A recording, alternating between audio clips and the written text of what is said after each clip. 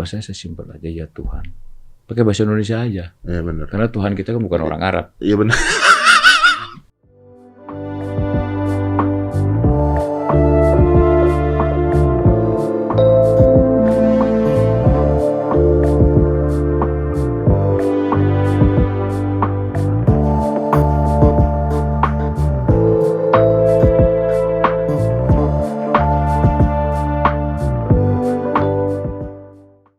Assalamualaikum warahmatullahi wabarakatuh.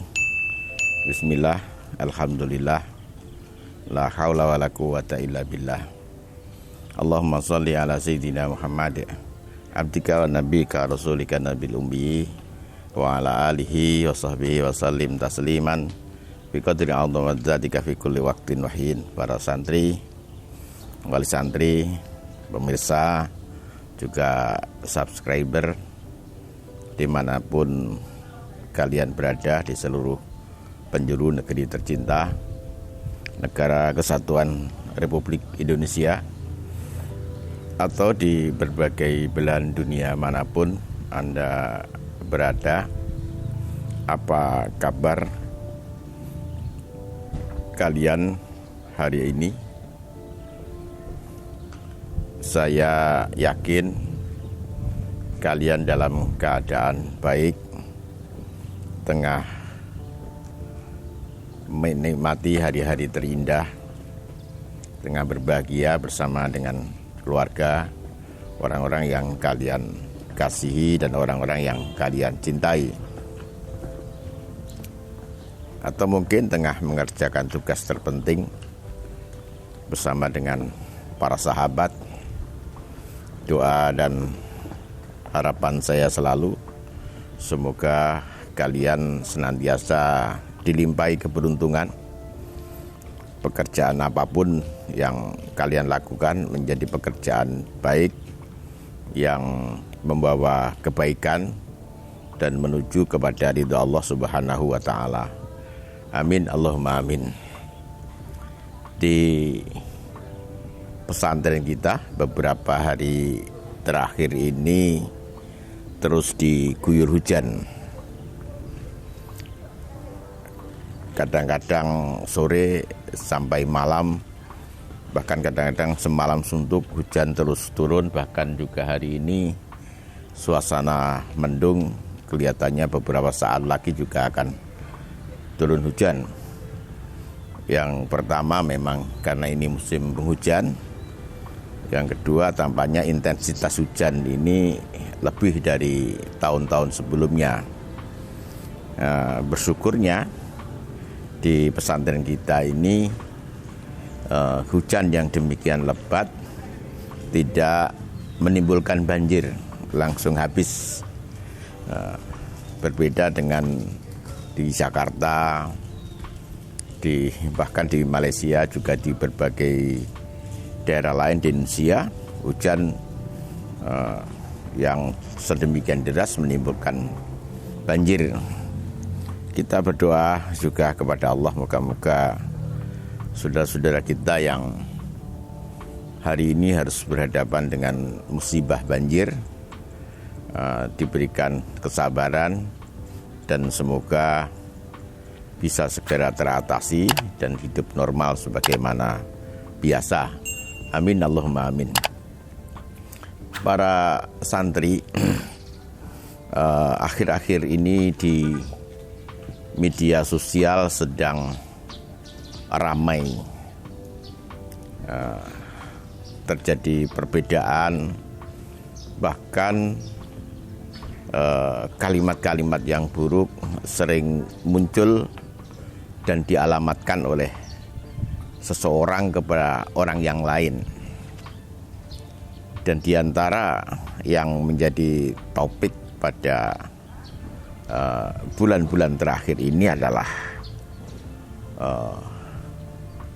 Kepala Staf Angkatan Darat, yaitu Jenderal Dudung Abdurrahman. Satu ketika beliau diundang Deddy Corbuzier untuk melakukan podcast, dan di dalam podcast itu Jenderal Dudung menyampaikan sesuatu yang sebenarnya normatif saja, biasa saja. Bahkan menurut saya kalimat yang disampaikan Jenderal Dudung itu memberikan pelajaran penting kepada kita. Jadi orang kalau pengen bersedekah harus kaya. Betul. Saya ngomong gitu. Kan? Benar. Saya tuh juga ngomong gitu loh. Itu makanya Tuhan dikasih terus tuh. Iya, benar. Saya juga ngomong gitu ke teman-teman saya. Saya baru ngomong ke teman saya. Saya bilang kita tuh harus kaya. Oh iya, tapi kan ngapain ngejar kekayaan? Oh enggak, gue bilang. Bukan. Lu kalau nggak kaya lu nggak bisa nolong orang. Makanya berdoanya, kalau berdoa Mas, kalau saya berdoa setelah sholat, berdoa saya simpel aja, ya Tuhan.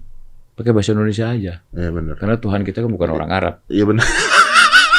Saya pakai bahasa Indonesia. Ya Tuhan, ya Allah Subhanahu wa Ta'ala, saya ingin membantu orang. Iya. Saya ingin menolong orang. Itu aja doanya saya, itu aja. Jadi berikan kemampuan lah. Iya, pasti kan pengen membantu itu kan pasti karena kita mampu. Iya betul. Benar nggak? Kalau kita nggak mampu ya nggak boro-boro mampu bantu orang. Yang penting kita ramah kepada setiap orang. Kalau kata Nabi, senyum aja senyum saja udah berpahala, gitu. Benar nggak? Ya, makanya saya nggak usahlah kita ngumpat-ngumpat orang lain dengan dalil agama apapun. Apalagi merasa dia tokoh agama tapi mulutnya nggak sesuai. Iya, itu yang saya nggak suka sih. Saya jujurnya nggak suka tuh. Nggak suka. Maksudnya, lu kan jadi contoh ya. Jadi contoh iya. gitu loh. Iya, makanya saya. Tapi kita yakin percaya banyak ulama-ulama yang luar biasa. Oh banyak. Banyak banget. Itu kan hanya 1-2 orang aja. Ya cuma 1-2 orang itu corongnya gede banget itu masalahnya. Nyaring bunyinya gitu loh. Saya sih jujur aja ya. Saya juga saya mualaf, saya muslim. Gara-gara saya melihat contoh-contoh yang baik. Gitu. Iya betul. Kalau saya ngeliat contoh-contoh yang dikit-dikit marah, ya nggak mau. Saya ngapain? Benar. Iyalah. Masa agama marah-marah? Iya, gitu betul. Ya, Anda mau protes silahkan. Iyalah. Gitu, dengan cara yang baik dan benar gitu. Iya. Kalau pemimpin kita salah, menurut Anda salah, sampaikan dengan baik dan benar. Gua yakin didengerin kalau lu nyampeinnya baik dan benar, gua yakin kok. Betul itu. Yang pertama yang disampaikan Jenderal Dudung adalah dia biasa berdoa. Ini yang harus digarisbawahi. Beliau biasa berdoa. Seorang jenderal yang mendapatkan pangkat tertinggi di dalam militer dan dilatih dengan skill yang memadai, biasanya orang itu abai terhadap doa, merasa yakin dengan skill dan kemampuannya. Tapi Jenderal Dudung menyampaikan dalam kesempatan itu dia biasa berdoa, dan doa menjadi bagian penting dari hidupnya. Yang kedua, kalau dia berdoa tidak selalu dengan bahasa Arab. Ini adalah pelajaran bagi kita. Seringkali kita menganggap Tuhan hanya bisa mendengar dan mengerti permohonan yang dipanjatkan dengan bahasa Arab. Padahal bahasa apapun Allah mengerti, Allah akan menjawab. Firman Allah, ud'uni astajib lakum, itu berlaku bukan hanya untuk bahasa Arab, tapi juga untuk bahasa-bahasa yang lain. Dan Jenderal Dudung biasa berdoa tidak dengan bahasa Arab. Nah, ini pelajaran penting bahwa kita harus ingat tidak hanya dengan bahasa Arab, seseorang itu seharusnya berdoa. Dan yang ketiga, Jenderal Dudung memberikan tekanan tentang doanya yang tidak menggunakan bahasa Arab itu, bahwa Tuhan bukan orang Arab.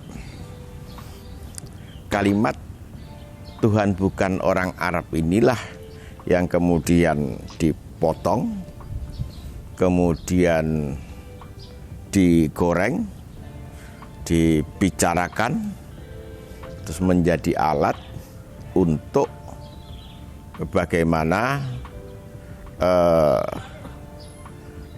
seseorang menghina Jenderal Dudung. Ini adalah sebuah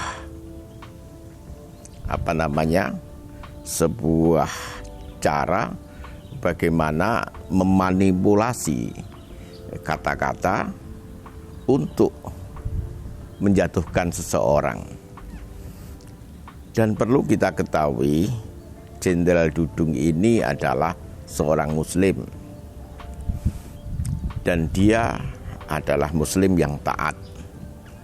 Yang ketiga, dia menyusuri karirnya dari titik paling bawah. Ini menjadi inspirasi bagi banyak orang untuk mengambil pelajaran. Ternyata orang yang miskin, orang yang susah hidupnya bisa mencapai kedudukan tertinggi dalam angkatan darat, juga mencapai pangkat yang tertinggi. Dan yang selanjutnya yang berseberangan dengan Jenderal Dudung ini adalah Habib Bahar Smith, seorang yang menjadi keturunan Rasulullah. Dia relatif berpengetahuan. Yang ketiga, dia punya cukup keberanian. Dan yang keempat, beliau cukup punya kepedulian terhadap kehidupan bangsanya. Saya punya kenangan yang buruk tentang Habib. Sering di rumah ini datang Habib, tapi tentu Habib bukan Habib yang terkenal, yang sering di panggung. Habib yang datang ke rumah adalah Habib yang tidak terkenal, Habib yang biasa saja secara ilmu, juga secara ekonomi adalah biasa, tapi sering datang ke rumah. Karena beliau adalah seorang Habib, maka saya memuliakannya sebisa yang saya lakukan, karena saya ingin juga memuliakan Rasulullah Shallallahu Alaihi Wasallam. Suatu ketika saya menulis sebuah naskah, yaitu Asmaul Husna, dan saya senang tulisan itu setelah berhari-hari dan berbulan-bulan tidak selesai pada saat itu, tinggal mungkin bab-bab yang terakhir. Kemudian mendadak datang Habib yang biasa datang ke rumah di depan kantor saya, karena saya masih suasana ngetik. Di hati saya rasanya tidak nyaman kehadiran dua Habib ini. Maka kemudian muncul di hati saya untuk mengabaikannya. Kemudian apa yang terjadi? Ternyata tulisan saya yang berpuluh lembar tentang Asmaul Husna dan sampai bab akhir itu hilang. Dengan cara apapun yang kita mampu, kita tidak bisa lagi mengeluarkan tulisan dari laptop itu. penyesalan sekaligus perasaan berdosa, karena saya tidak bisa secepatnya menghargai kehadiran habaib ini. Oleh karena itu, kepada masyarakat Indonesia, kita memang harus menghargai para habaib, tapi tentu dalam koridor hukum. Kalau memang habaib ada kesalahan, kewajiban bagi kita untuk mengingatkannya. Termasuk dalam vlog kali ini, saya ingin menyintai habaib dalam rangka mewujudkan cinta saya kepada Rasulullah SAW, tentu dengan cara yang berbeda. Apa yang disampaikan Habib Smith, yang pertama, menurut saya, beliau memotong kalimat yang relatif panjang, sehingga dengan memotong kalimat itu, substansi apa yang disampaikan Dudung berbeda dengan apa yang dipahami Habib Smith dan jamaah yang lain. Kalau ini dibiarkan, maka akan terjadi kesalahpahaman yang pada gilirannya justru akan menimbulkan pertikaian yang luar biasa. Ini membahayakan. Dan sampai hari ini saya mengacungkan jempol kepada Jenderal Dudung khususnya, dan umumnya kepada Angkatan Darat, untuk bersabar, tidak mengambil tindakan yang di luar hukum. Ini sesuatu yang menurut saya luar biasa. Biasanya tentara itu sangat mudah tersulut emosinya ketika institusinya disinggung, ya. Ketika institusinya merasa dilecehkan. Kita bisa melihat bagaimana ketersinggungan ini berbuah penyerangan terhadap lembaga pemasarakan di Cebongan, Yogyakarta, yang menimbulkan korban karena sikap yang demikian emosional digerakkan oleh jiwa korsa, sehingga menimbulkan kasus hukum yang menyedihkan kita semua. Dan sampai hari ini Jenderal Dudung dan para prajurit tetap bersabar. Tapi Jenderal Dudung ini seorang Muslim, Habib Smith ini juga seorang Muslim. Rasanya aneh, keduanya bertikai, kemudian hampir sulit untuk disandingkan, untuk dipersaudarakan. Padahal konsep Islam yang sama-sama keduanya dipegangi, bahwa antar orang Islam itu seperti saudara. Bahkan pilihan Al-Quran menggunakan kalimat ikhwah. Ini menunjukkan bahwa antar orang mukmin itu seharusnya seperti saudara kandung, yang di dalam hadis diterjemahkan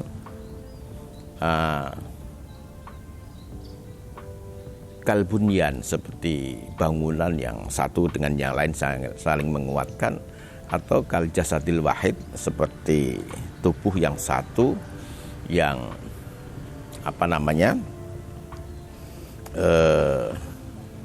kalau satu merasa sakit, maka yang lain juga ikut merasakannya. Tapi antara Jenderal Dudung dan Habib Smith ini seakan-akan bukan sesama Muslim. Ini yang menimbulkan pertanyaan. Apa tidak mungkin misalnya umat Islam mengambil prakarsa untuk paling tidak menjembatani agar tidak terjadi hal-hal yang seperti itu. Kasusnya bukan hanya kali ini hal seperti itu jadi, pertikaian, saling menggugat antara orang Islam ini banyak terjadi. Saya khawatir ada gendang yang ditabuh oleh orang lain dan umat Islam berdansa, berjoget atas gendang orang lain lagi, sehingga mereka yang mengambil keuntungan, kita umat Islam menerima getahnya. Nah, ini yang mesti harus kita pikirkan caranya, sehingga kalau ini bisa kita lakukan akan bisa menjadi cara bagaimana umat Islam bisa menyelesaikan perbedaan, sehingga perbedaan itu tidak menjadi permusuhan. Perbedaan justru menjadi rahmat. Perbedaan justru semakin memperkaya perspektif cara pandang umat Islam. Ini yang mesti harus kita lakukan. Para santri, wali santri, pemirsa juga subscriber, barangkali itu yang kita sampaikan pada hari ini, semoga bermanfaat. Dan kepada Deddy Corbuzier, saya sampaikan apresiasi yang luar biasa, vlog dan podcastnya luar biasa, berhasil mengundang orang-orang istimewa, orang-orang yang banyak bisa mengambil keputusan.